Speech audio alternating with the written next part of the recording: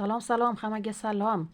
Qizlar davay bugun hammani qiziqtirayotgan temani ko'taramiz, ya'ni dolzarb bo'lgan turmush o'rtog'imga ochiramiz. Turmush o'rtog'im qanday xarakterga ega, qachon va qanday sharoitlarda u bilan tanishaman, a?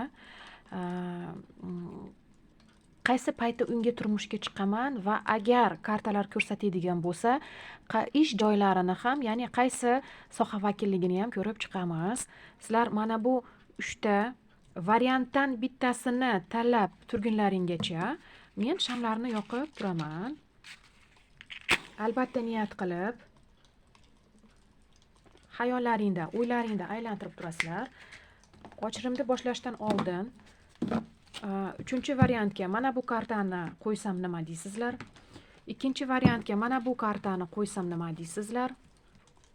Va 1-variantga mana bu kartada ochirim qilsak nima deysizlar degan umiddaman. Hammalaring o'zlaringga tegishli variantlarni tanlanglar.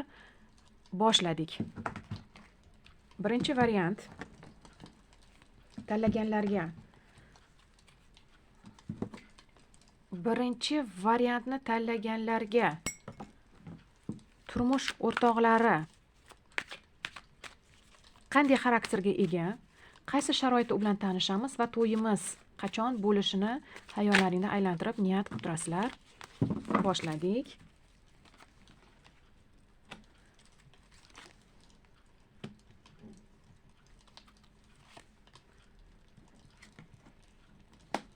Turmush o'rtoqlaring sizlarga umuman aslo tanish emas. Bu kartalar nimani bildiradi? Bu kartalar turmush o'rtoqlaring oldilaringga asta-sekinlik bilan kelayotganini bildiradi. Hali tanish emassizlar. Ya'ni bu faqat o'y xayollarda, ya'ni kechalari uxlashdan oldin faraz qilib, uni ideallashtirib va obrazlarini, tasvirini fantaziya qilib, xayol surib yurgan paytlaringni bildiradi. Bu haqiqatan ham umeringiz kartasi, bunga hali bor. Vaqt deyapti, xafa bo'lishimda yo'q. Chunki tanish emaslar, lekin taqdirlaringda уже yozilgan. Agar bu karta tushmaganda men ko'rolmagan bo'lar edim. Demak, turmush o'rtoqlaring atroflaringda yuribdi, lekin bilmayapsizlar.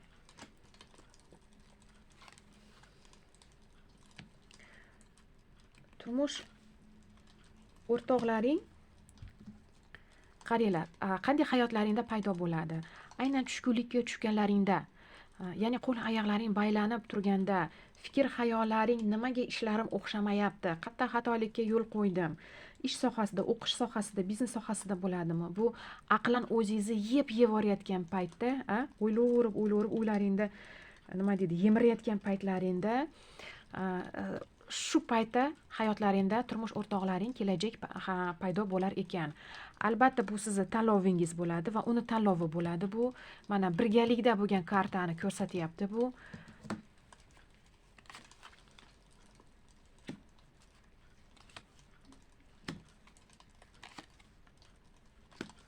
Turmush o'rtoqlaring qanday xarakterga ega?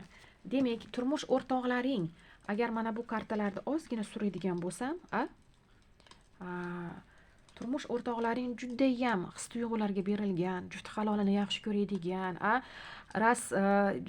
tanladimi, ya'ni bitta tanlovda qoladigan, ya'ni alfons emas, nima deydi, uchinchi shaxslarga qiziquvchan emas, ya'ni tashqariga yuguradigan, bitta shoxdan ikkinchi shoxga sakraydigan inson emas. Bu rost sizni tanladimi, ya'ni sizga his-tuyg'ularini qo'ydimi, bo'ldi, siz bilan qoladigan, ya'ni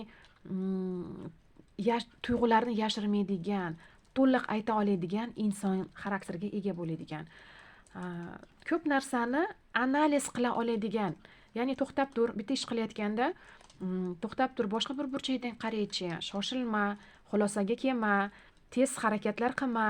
Buni har tomonlama qarab chiqish kerak, o'ylab chiqish kerak, keyingina ya'ni qo'l urish kerak deydigan xarakterga ega va hamisha nimaga qo'l, albatta mana bu xarakterga ega bo'lgan inson albatta hamisha g'olib, hamma narsadan g'olibona, ya'ni nima deydi, hirs tuyg'ulari to'liq uni nima deydi, qanoatlantiradigan bir, ya'ni bo'ldi, mana shu narsaga g'olib bo'ldim, erishdim deydigan inson. Albatta, judayam bu korol kubkov degani nihoyatda нежный, emotsionalniy, nima deydi, ko'proq tasviriy san'atlarga, qandaydir kartinalarga, kinolarga, ya'ni hayvonlarga, odamlarga his-tuyg'ularini oliy janoblik bilan bildira oladigan, hammani ayiydigan, hammaga do'st bo'ladigan. Masalan, psixologga borsangiz, psixologni ham keragi yo'q. Mana shu psixologni o'rnini ham bosadigan bir inson. Ya'ni siz bilan 3 soatlab o'tirishib, dardingizni kamziriga boshingizni qo'yib gapiradigan bo'lsangiz, deb dardingizga dardkash bo'ladigan inson xarakteriga ega ekan. Xo'p, agar kartalarimiz ko'rsatsa, qanday ishlarda ishlar ekan? Ya'ni qaranglar.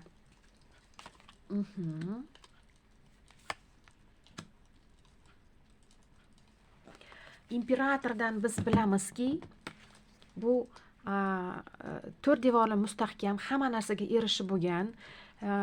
Agarda adashmasam, bu даже rahbar sifatida, ya'ni butun boshli rahbar emas, balki qandaydir gruppa rahbari bo'lishi mumkin, zavodlarda ishlayotgan bo'lsa, operator bo'lishi mumkin, zamnachallikli yoki starostalikli, masalan, armiyada bo'layotgan bo'lsa, qandaydir bir boshliqlikni bo'yniga ilib qo'yishgan ishda ishlaydi. Bu hamma ish sohalari to'g'ri keladi bu insonga. Albatta, yonuvchan ishda ishlaydi, tezda momentda qilib qo'yadigan va rezultatini keltiradigan ishda ishlaydi.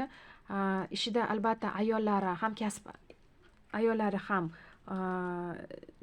joy egallab turadi, albatta. Va transformatsiyali, ya'ni o'zgaruvchan, ya'ni uni bu ish o'zgartirgan 100% dan ishga qo'l urgandan keyin bu inson 100% emas, 180% ga o'zgargan inson. Ya'ni bu ish uni ichidan, ya'ni transformatsiyaga uchragan bir ish bo'lgan bo'ladi. Mana shu nuqtada men birinchi variantni tanlagan qizlarjonlarim, asalchalarim, qirolichalarim bilan xayrlashmagan holda ikkinchi variantga o'tamiz. Ikkinchi variantni tanlagan qizlarimizni kelajak turmush o'rtoqlari.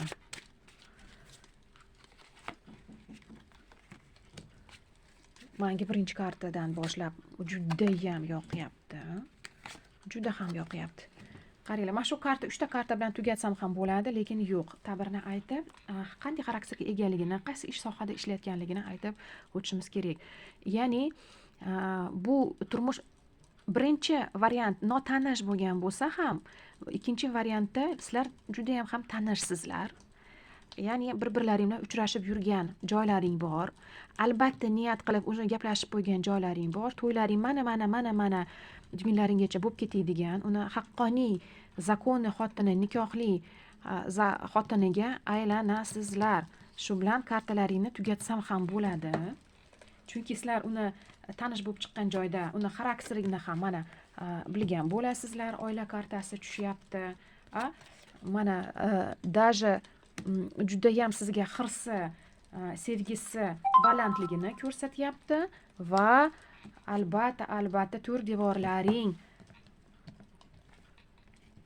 mustahkam, ya'ni bu to'y kartasi juftlikni, halollikni, ya'ni oila butunligini, hirs tuyg'ularing to'laligini ko'rsatadigan karta. Juda ham tez to'ylaring bo'ladi. Albatta, talashib, yurishib, to'ylarda juda ham sporlashib yuradigan ekansizlar.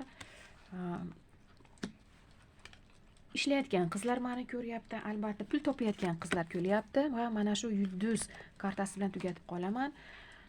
Yaqinda kelajak, bu yaqin kelajak, ya'ni kelajakda orzu qilgan hamma umidlaring ushaladi. Biz yutdik, tabriklayman qizlar. Yaqinda to'ylaring bo'ladi. To'y tanish insonlaring bilan bo'ladi. Albatta xarakterlari juda ham qiziqqon, juda ham hamma narsaga qiziquvchan, tezda harakat qiluvchan. Chunki agar tezda harakat qilmasa, ya'ni o'chib qoladi. Bir qilganimda qivoray harakatlarimni deydigan inson tushyapti bizga. Ya'ni ishlari noldan yangitdan boshlab yuradigan, ya'ni ish sohasini almashtiradigan inson bo'lib chiqyapti bizga. Va albatta qanday ish qilib yurishidan, qayerdan pul topishini sizdan sani ishing bo'lmasin, aqling bo'lmasin, pul topyapmanmi deydigan mana ya'ni taynali ishlaring ham tushyapti bu joyda. Tabriklayman qizlarjonim.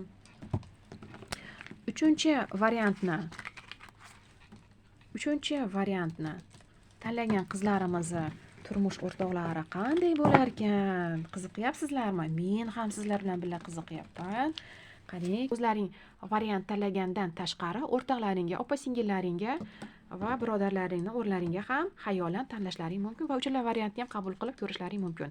O'chirimni boshlaymiz. Demak, uchinchi variantni mani ko'rib turgan insonlar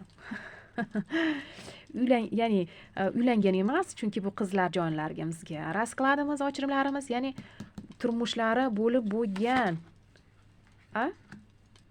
Qizlarim ham mani ko'ryapti ekan. Ya'ni bu kelajak turmush emas, hozirgi damda turmushga chiqqan va turmushini ko'rgan qizlarim mani ko'ryapti. Qaranglar, bu turmushlik to'la o'zgaxon, o'zgabeklik bildiradi. Qoniqqansizlar o'zlaringdan juda ham va kelajak sari, ya'ni juftlik siz bilan va u tanlagan odamlaring bitta mashinaga, ya'ni bitta kolesnitsaga o'tirib kelajak sari orzu niyatlarni ushlashga otlanyapsizlar. Oq yo'l bo'lsin. Mana albatta bu turmush o'rtoqlaring. Albatta o'rtada mana farzandlar ham chiqyapti. Turmush o'rtoqlar va farzandlilar. Mana ko'ryapsizlarmi? Va albatta hammasi yaxshi yakuni bilan tugaydi. Mir, sokinlik, ya'ni tinchlik, xotirjamlik kartasi tushyapti sizlarga. Ya'ni albatta nimadir sizni bezovta qilyapti, qo'l oyog'ingiz bog'langan. Albatta bu turmush mushlari bilan bog'langan. Shestorka pentakli, ya'ni bir-birlariga yordam berib yuradigan. Ko'proq menimcha mana uy bekalari ko'rib o'tirishibdi. Erlari buni nima deydi? Ko'proq pulni erkak kishi topyapti va juft halolini, ya'ni homiylikka olgan kartani tasvirlaydi. Va albatta meni ko'rayotgan xonlarim o'zlariga xon, o'zlariga bek, hamma narsalar oldida, yegani oldida, yemagani ortida, orzu havasli qilayotgan karta tushyapti. Endi meni turmush qurgan ayollarda, ya'ni turmush o'rtoqlarini xarakterlarini va qayerda ishlashini ko'rsatmasam ham bo'ladi. Siz ham juda ham yaxshi bilishadi. Birinchi va ikkinchi variantni, ya'ni mana bu va mana bu variantni tanlagan qizlar jonimizga esa shunday baxt topinglarki, ortingizda termilib qolgan insonlar havas ila boqsin ortlaringdan. Shu nuqtada tugab qolaman. Baxtliman. Albatta orzu umidlaring ushalsin. Layklar bosishni unutmanglar. Keyingi ko'rishguncha sog' omon bo'linglar. Xayr.